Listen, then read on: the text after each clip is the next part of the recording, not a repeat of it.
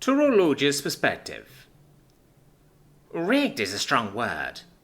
The game at my stall is technically winnable, just misleading. Originally designed by and for Terrans, High Striker would be thoroughly demoralizing for Froljax to play if not modified. The numbers 1 to 100 on the tower do certainly imply that it is a linear scale of strength. Froljack balls get to smash down that lever, score a 40 and flatter themselves into thinking that they're half to 2/3 as strong as a human, when I let them know that humans typically score between 60 and 80. I'm not lying when I don't tell them that the scale is logarithmic and not linear. The game is winnable, they're just further away from winning it than they might perhaps believe. They get their ego stroked and a cheap toy to give to their girlfriend or boyfriend. I get their credits, minus operating expenses. Everybody wins. A gal's gotta make a living, and I could do a lot worse than a job where all I've got to do is sit here, take payment, hand out consolation prizes, and give appreciative oohs and ahs, as both Froljax or Terran tourists show off for each other. I would also be lying if I said the taunting of arm muscles hefting an oversized hammer did nothing for me. Speaking of which, I've just caught sight of a very promising looking trio.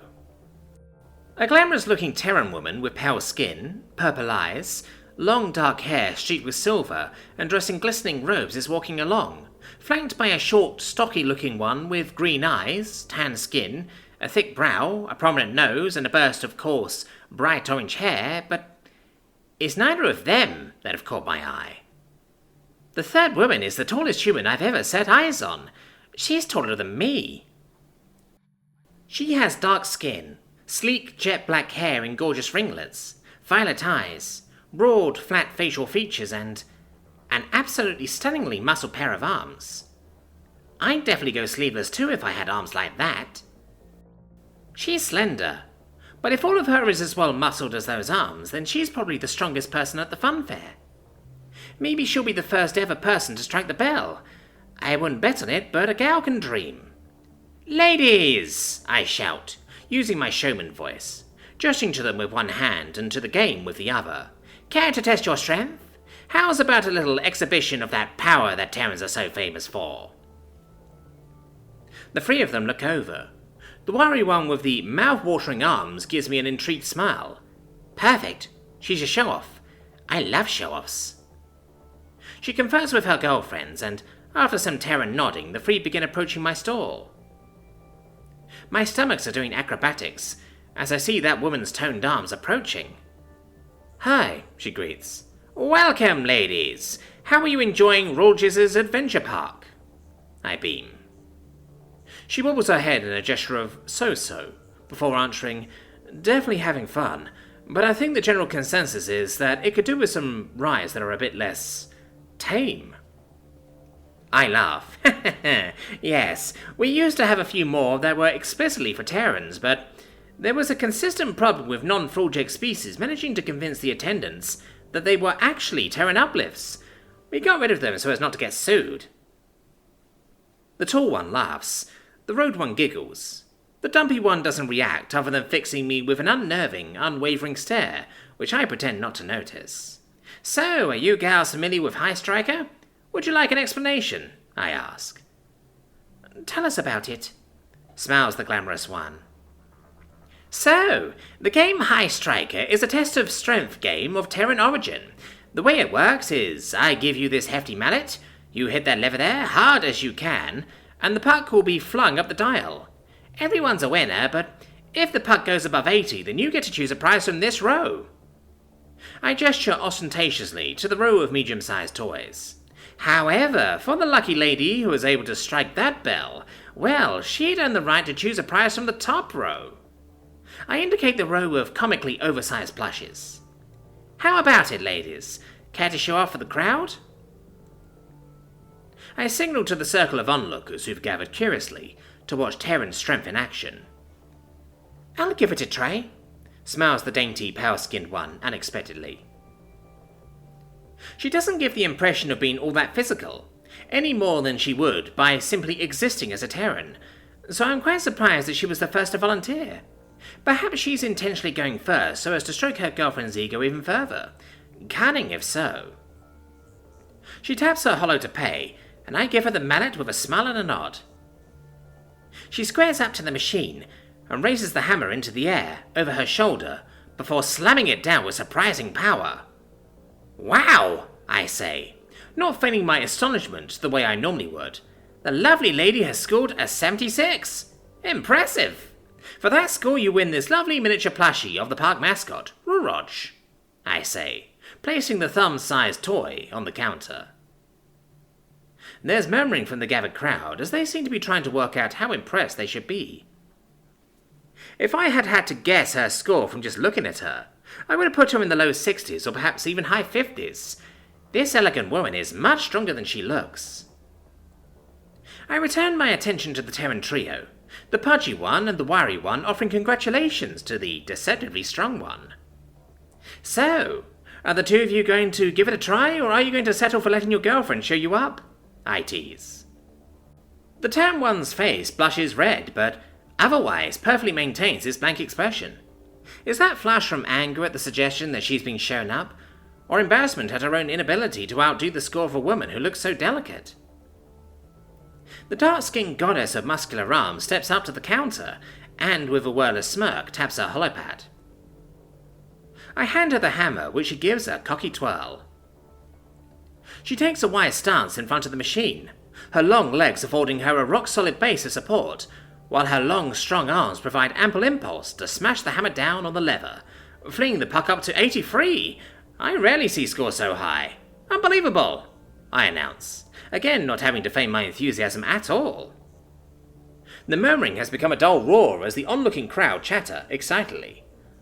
Would the lady care to choose a prize? I ask, gesturing to the row of toys she's earned a pick from. She appraises them a moment before saying, I like the piggy, pointing to a stylized Julok hog. I take the toy and hand it to her with my left hand, before offering my right for a Terran handshake. She hesitates for a moment, but then grasps and shakes, smiling, while I get to feel the restrained power of the arms capable of hitting an 83. My stomachs dance at the thrill. What about you, miss? Would you like to see if you can beat either of your girlfriend's scores? I say, addressing the plump one. The tall one and the stylish one share knowing smirks with each other. I feel a little sorry for embarrassing the girl, who I'm now doubly sure will be a significant anticlimax after the 83. Go on, Fran, win a big one, teases the wiry one cruelly. Her eyes turn to the floor and, hidden by her jutting brow, the orange-haired woman shuffles to the counter and mumbles, I might break it. Internally, I laugh, but outwardly just say, Oh, don't worry about the machine, miss. It's default constructed. Special order from the Sol system. You just hit it as hard as you can. We have spare parts, so if you did break it, we wouldn't be coming at you with an insurance claim. She gives a tiny nod and, without looking up, points to a gigantic plushie of a Jojo marmot and mumbles, I want that one. I have to spend a few moments processing what exactly she means by that. When I work it out, I say, you'd have to strike the bell for that one, miss. A little incredulously. Another tiny nod, and she says, Yes, when I strike the bell, can I have that one? Oh, now I understand. She's a bit stupid. She doesn't really understand how things work. She's just watched her very tall and athletic girlfriend hit as hard as she could, and only score an 83, but she's not clever enough to work out that she'll never be able to score a perfect 100. Like, I know that fat doesn't necessarily mean weak or even unfit, but if the knowing smirk the other two shared is anything to go by, it does in this case. I decide to humour her. Sure, sweetie, if you can hit the bell, I'll give you Jujorji. She gives a final curt nod before tapping her hollow. As I turn to get the hammer, she begins taking off her cardigan. When I turn back, I struggle to work out what I'm seeing. As she takes the hammer from me, I'm looking at her thick arms, sheathed in tough-looking wraps, made up of bulging plates, separated by grooves, coloured to match her skin tone. Are they some sort of augment? I'm about to open my mouth to say their strength aids are against the rules when my mind resolves what they are.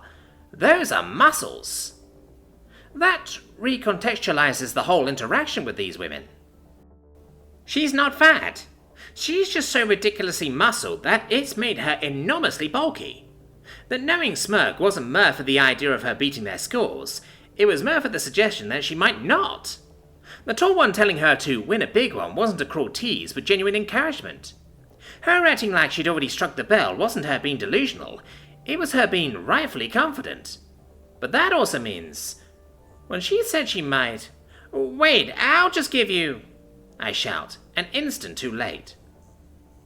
She'd already swung the mallet, followed by a simultaneous snap, crash, clang, of the force of her swing showing through the mallet's metal handle, destroying the machine's internal mechanisms and rocketing the puck up to strike the bell. There's a moment of silence before the crowd erupts in cheers. The woman I now recognize as the actual goddess of muscles does not turn to grandstand. She just looks forlornly at the snapped hammer handle she's still holding. She turns her dark green eyes to look directly at me, in a way which engages the freeze part of my fight, flight, freeze reaction. Apologetically, she says, "I'm sorry, you did say hit it as hard as I could." The translated sentence structure reads as an accusation, but it's flagged as a sincere question. She genuinely wants to confirm if that's the instruction I gave her. I release a trembling sigh and just about keep the fear out of my voice as I say, "I did. I'm sorry I underestimated you. Don't worry about the machine. Like I said, we've got spares. I'll just have to close up and wait for the maintenance guy to come out." She shifts awkwardly and stammers, can I still, pointing at the plushie. I chuckle and turn to fetch down the toy from the row I've never once had to give out a prize from. I drop the giant Joljaw marmot on the counter and push it across to be embraced by the stocky woman. It is about the same diameter as the height of her torso, and has the effect of making this avatar of musculature look comically like a small child. A tiny smile touches the edges of her lips. She begins turning before she stops and says, "Sorry again, about your machine." I pay my teeth at her and say, "It's really fine, sweetheart. It's the park's machine, really, not mine. It just means I've got an excuse to sit on my ass for the rest of the day, staring at the total babe of a maintenance guy while he fixes it. Might even get a date out of it, if I play my cards right. Plus, those people there," I gesture to the now dispersing crowd, "a lot of them are going to remember the machine they watched a tear and tear apart. I really couldn't ask for better advertising." Closing one eye at her, reassuringly. With a final smile, she turns to rejoin her girlfriends, the plushie rendering her gait as something of a waddle. With a final sigh, I put up a close sign, and take out my holo to call my manager. To Qual's perspective. I perch on the edge of the two-source fountain, looking out over the crowded Senate Square. To my left is the Frujnor Senate building. To my right is the ODR's Frujnor Consulate. Behind me, across the fountain, is the Primarchal Palace, and a few meters in front of me is a plaque, denoting the spot on which the formal surrender of the Frujnor primacy took place, with a gaggle of Terrans gathered around it. "It's a shame Cookie and Hassie couldn't join us," bemoans Jenny. "What do you guys think?" "I think," interrupts Victor, folding his arms with mock sternness, "it ain't none of our business.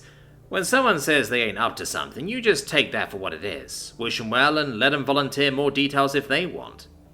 "Spoil sport," pouts Jenny, with mock disappointment. "I see them," offers Toon, pointing to the point where the crowd is parting for a tall Teshwan, average height sapiens and short Neanderthal, carrying a gigantic, spherical blue rodent toy. "What the hell is that?" laughs Brunhilde, pointing at the thing Fran's carrying. "It's a prize she won for destroying a carnival game," smirks Zon. Kaz starts, "She destroyed her," for which she was very apologetic, interjects Emiko kindly. "They still let you have the prize?" asks Victor, a little incredulously. "Yeah, the girl was very understanding," explains Zon before adding. "Plus, I think she realized she didn't really have a leg to stand on, given she'd almost literally asked for it."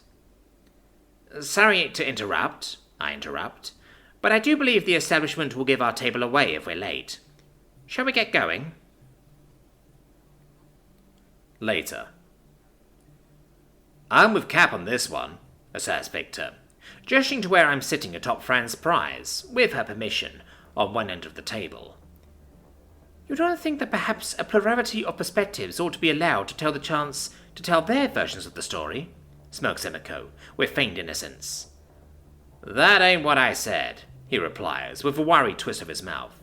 I just think that folk who don't get Superman, and definitely folk who don't like Superman, have got no business telling Superman stories. If you think Superman's shit, you're either gonna write shit, because that's what you think he is, or you're gonna write something you like, which isn't Superman. If superhero stories where no one's fucking swearing or killing each other don't do it for you, that's fine. But then you've got no business telling a Superman story. He's meant to be bright, colourful, hopeful. He's meant to be the best of us. I'm sick of folk trying to make him dark and brooding. That's Batman's thing. We don't need two Batmans. Don't you think a little pathos might be a good thing for his depth of character? Smirks Emiko. Victor gives a conceding nod before answering. I think it can be. But there's pathos that fits Superman and pathos that don't. He's got tons of potential for pathos, being the last of his kind, and whenever he does meet another one, they're normally trying to kill him, having to keep his identity secret to protect his loved ones, having to spend his whole life treating the entire world with kid gloves, scared that he might rip someone's arm off with a handshake. There's pathos galore in all that. I ain't even totally averse to, bad Supermans as a concept, just so long as he's bad for the right reasons. When he shifts into thinking of superheroing as an optimization problem, when he starts thinking he knows better what's good for folk than they do, when he loses touch with humanity, stops talking about doing good and starts talking about serving the greater good, those are good bad Supermans. When he's like, but what if I don't want to save people, or, but just unexisting all the baddies is so much easier, those are bad Supermans. Actually, no, they ain't. They become imposters the moment they stop being a boy from Kansas trying to do the right thing, and help out where he can. If you think, but what if Superman had to kill? What if that was the only way? It's some sort of subversive genre deconstruction. You don't get Superman, it's just... At this point, I allow my attention to wander from the intense Terran pop culture discussion, even I have my limits, to take in the general atmosphere of the club we're patronizing. The Terrans all agreed, as we entered, that this establishment is much nicer than any they visited in Terran space. Cleaner, less crowded, and with music playing at a volume that allows conversation to be audible. When I asked why Terran clubs would play music so loud, they explained that it is a tactic to increase drink sales, the reasoning being that if you're talking, you're not drinking. Nicer as it is, I don't think Quark would have enjoyed it, if he'd opted to come. Very much a homebody. He gives every impression of being happy to play house husband. A selection of the Terrans are out on the dance floor, swaying and stepping to the rhythm of the music. The remainder are at this table. Just then I notice something. Hunter is staring vacantly into her beer. Her mouth hangs open and she doesn't look right, somehow. Miss Hunter? I say, loud enough to silence the ongoing chatter between Victor and Emiko. She turns her face to me and I see no recognition in her black eyes. Wait, black? Have her eyes always been black? Didn't she have green eyes? Then, she balls up her fist and raises it into the air.